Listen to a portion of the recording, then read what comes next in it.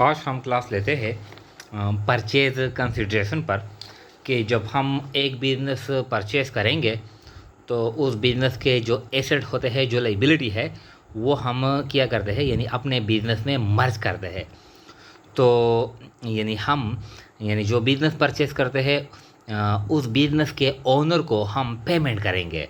तो जो हम नेट पेमेंट करेंगे, इस पेमेंट को, इस प्राइस को कहते हैं परचेज कंसिड्रेशन। देखें, यानी the net price paid for purchase of business, यानी जो हम बिजनेस परचेज करते हैं यानी दूसरे ओनर से, इस कॉल्ड परचेज कंसिडरेशन। इसको कहते हैं परचेज कंसिडरेशन। यानी परचेजर, यानी हम जब बिजनेस हम परचेज करते हैं तो हम परचेजर है। वेंडर, जिनसे हम बिजनेस परचेज करते हैं, या वो जो दूसरा बिजनेसमैन जो बिजनेस सेल करता है, जिसको हम पेमेंट करते हैं, तो इस शख्स को कहते हैं यानी वेंडर। परचेजर पेमेंट करेगा किसको? वेंडर को। किसके बदले में? Because purchaser purchase is the vendor business, the vendor assets and liabilities. तो जो हम नेट पेमेंट करेंगे वेंडर को फॉर परचेज ऑफ बिजनेस, इस प्राइस को, इस अमाउंट को, यानी अकाउंटिंग की लैंग्वेज में कहते हैं परचेज कंसिडरेशन।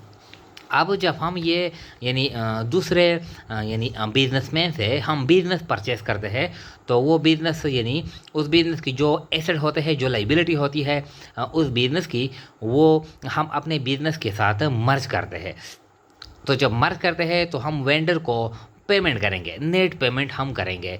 तो पेमेंट या हम यानी पेड बाई कैश, या हम नकद पैसे देते हैं, या अगर जेंट्स का काम नहीं हो तो इशू शेयर्स, यानी वेंडर को हम नकद पैसे नहीं देते, हम कैश के बदले में, यानी जो जेंट्स का काम नहीं हो, हम कैश के बदले में शेयर इशू करते हैं। मिसाल के तौर पर 5 लाख रुपए बनते हैं परचेज कंसिडरेशन, तो 5 लाख रुपए के बदले में हम शेयर इशू करते हैं, जो भी है। मिसाल के तौर पर 1000 शेयर इशू करते हैं, एक शेयर की जो प्राइस है वो 5 है, तो इसलिए यानी 1 लाख शेयर इशू करते हैं, हम एक की जो प्राइस है वो 5 रुपये है, तो इसलिए हम 5 लाख इस तरह अदा करते हैं। या paid by cash and share, ये हम कैश भी देते हैं और शेयर भी हम देते हैं। यानी 5 लाख रुपए परचेज कंसिडरेशन है, तो हम 2 लाख रुपए कैश देते हैं और 3 लाख के बदले में हम शेयर्स देते हैं। इस तरह हम इस तरह भी कर सकते हैं।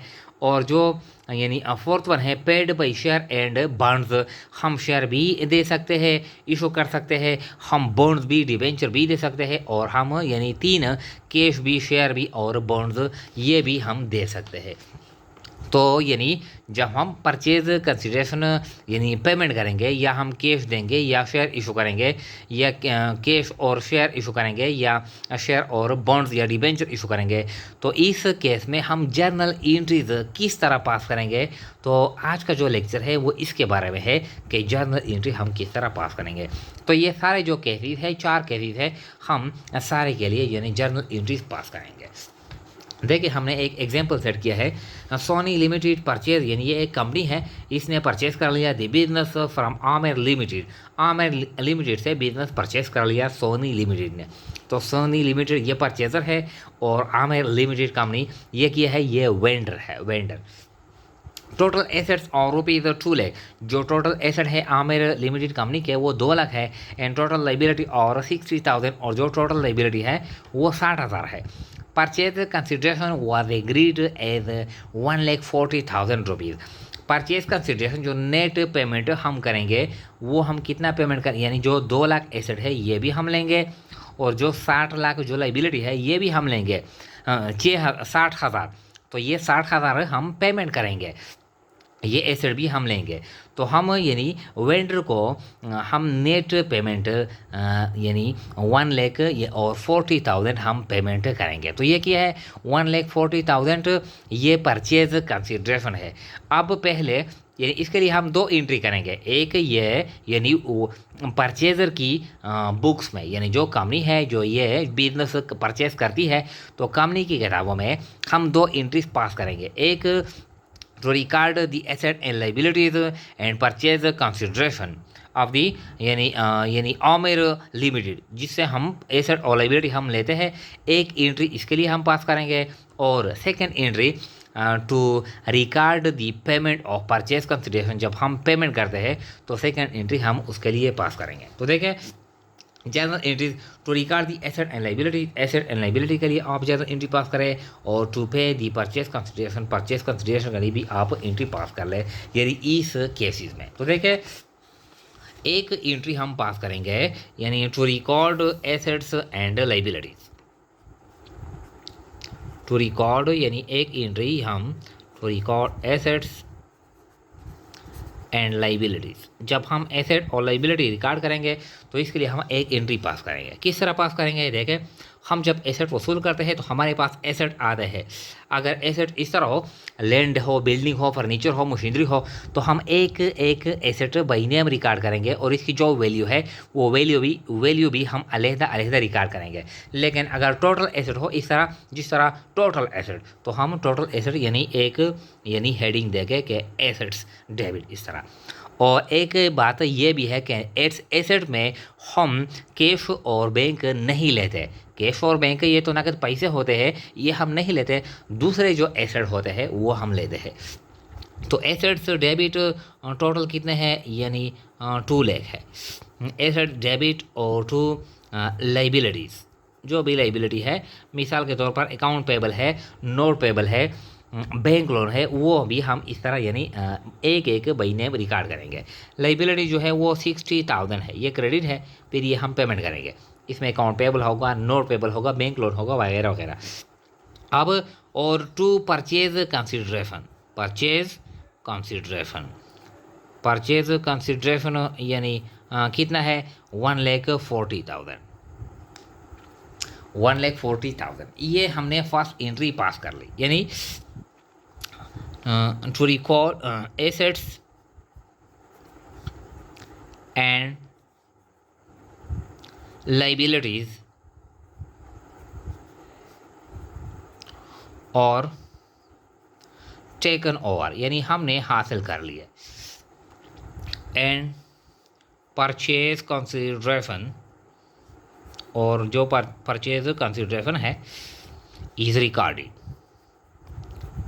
परचेज कंसिडरेशन भी हमने रिकॉर्ड कर लिया। एक एंट्री हम इस तरह पास करेंगे, to record the asset and liabilities and to record the purchase consideration, ये एंट्री हम पास करेंगे। अब जो सेकंड एंट्री है वो सेकंड एंट्री हम पेमेंट के लिए करेंगे। ये जो नेट पेमेंट है, परचेज कंसिडरेशन 1,40,000 रुपये, ये हम देंगे। तो इसके लिए हम यानी एक एंट्री हम पास करेंगे। तो किस तरह पास करेंगे, एक तो ये यानी ये केसेस है पेड बाई कैश। अब अगर हम यानी जब हम यानी कैश के ज़रिए पेमेंट करेंगे तो ये परचेज कंसिडरेशन ये हम डेबिट करेंगे, परचेज कंसिडरेशन डेबिट,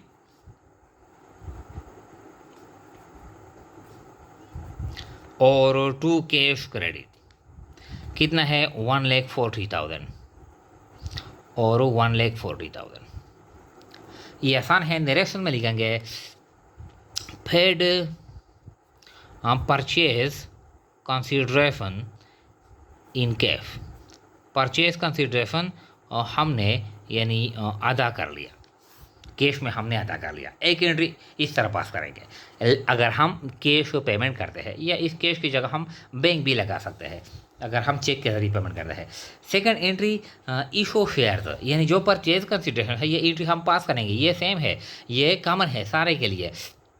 अगर हम 1,40,000 के लिए हम कैश पेमेंट नहीं करते हैं, हम शेयर इशू करते हैं, तो डायरेक्टली हम इशू करें यानी रिकॉर्ड करेंगे कि हम परचेज कंसिडरेशन डेबिट,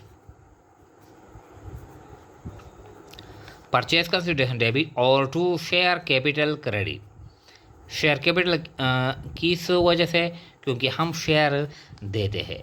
मिसाल के तौर पर यहाँ पर हम फर्ज करते हैं कि 14,000 शेयर हम देते हैं, एक शेयर की जो प्राइस है वो 10 है, तो इस तरह हम यानी रिकॉर्ड करेंगे। यानी पेड परचेज कंसिडरेशन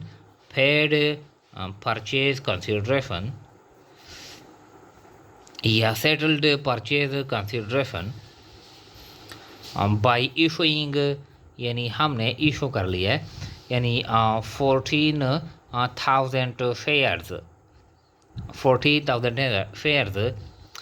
एट पर वैल्यू ₹10 ईच। हम इस तरह जर्नल एंट्री पास करेंगे, ये भी आसान है। थर्ड जो केस है यानी paid by cash and shares, हम फर्ज करते हैं कि ये जो 1,40,000 रुपये है ये हम यानी 1 लाख नकद देते हैं और 40,000 रुपये के लिए हम शेयर इशू करते हैं। तो किस तरह एंट्री पास करेंगे, देखें परचेज कंसिडरेशन क्रेडिट है वो हम डेबिट करेंगे, purchase consideration debit, purchase consideration यहाँ पे लाइबिलिटी है और टू कैश हम फर्ज करते हैं यानी टोटल जो परचेज कंसिडरेशन है ये 1,40,000 है। हम कैश देते हैं, कैश 1 लाख हम कैश देते हैं और 40,000 हम यानी शेयर इशू करते हैं, शेयर कैपिटल यानी 40,000। इस तरह नरेशन में लिखेंगे paid cash ₹1 lakh and issued shares, यानी इशूड मिसाल के तौर पर 4,000 shares at par value ₹10 each for purchase consideration. इस तरह हम नरेशन लिखेंगे, कैश और शेयर के जरिए हम पेमेंट करते हैं, ये भी आसान है। लास्ट वन है यानी last one fourth one paid by share and bonds. अगर हम शेयर भी इशू करते हैं और बॉन्ड्स भी इशू करते हैं, ये हम कैश के ज़रिए भी हम पेमेंट करते हैं। तो इस तरह जो परचेज कंसिडरेशन है ये हम सारे में डेबिट करेंगे टू शेयर कैपिटल। मिसाल के तौर पर हम 1 लाख के लिए शेयर इशू करते हैं, ये टोटल है 1,40,000। 1 लाख के लिए हम यानी शेयर इशू करते हैं और जो 40,000 है टू बॉन्ड्स पेबल या टू डिबेंचर, जो 40,000 है यानी वो हम इस तरह यानी बॉन्ड्स इशू करते हैं। तो देखें यानी इशूड यानी 10,000 शेयर हम फर्ज करते हैं कि 10,000 शेयर हमने इशू कर लिया है एट फार वैल्यू, एक की जो यानी प्राइस है ₹10 एंड 4,000 बॉन्ड्स या debenture at the rate of ₹10 each for purchase consideration. Purchase consideration के लिए हमने 1 लाख के शेयर इशू यानी 1 लाख के शेयर इशू कर लिए, 10,000 शेयर है की प्राइस 10 है और 4,000 बॉन्ड्स इशू कर लिए यानी एक की प्राइस 10 है 40,000 रुपये के लिए। तो हम इस तरह रिकॉर्ड करेंगे यानी जब हम परचेज कंसिडरेशन हम यानी वेंडर से बिजनेस परचेज करेंगे तो हम एसेट और लायबिलिटी रिकॉर्ड करेंगे। तो हम वेंडर को यानी जो बिजनेस हम परचेज करते हैं इसके ओनर को कहते हैं वेंडर, उसको हम नेट पेमेंट करेंगे। तो नेट पेमेंट हम कैश के जरिए भी कर सकते हैं, शेयर भी इशू कर सकते हैं और शेयर और कैश दोनों भी यानी दे सकते हैं और शेयर और बॉन्ड्स ये भी हम दे सकते हैं। इसके बाद यानी कभी कभार हम इस तरह रिकॉर्ड करते हैं कि जो एसेट है जो लायबिलिटी है परचेज कंसिडरेशन है, तो जो हम परचेज कंसिडरेशन जो हम नेट पेमेंट करते हैं या कम होता है या ज़्यादा होता है। तो कभी कभार हम गुडविल रिकॉर्ड करते हैं और कभी कभार हम कैपिटल रिजर्व हम रिकॉर्ड करते हैं। तो इसके लिए हम नेक्स्ट वीडियो यानी अपलोड करेंगे।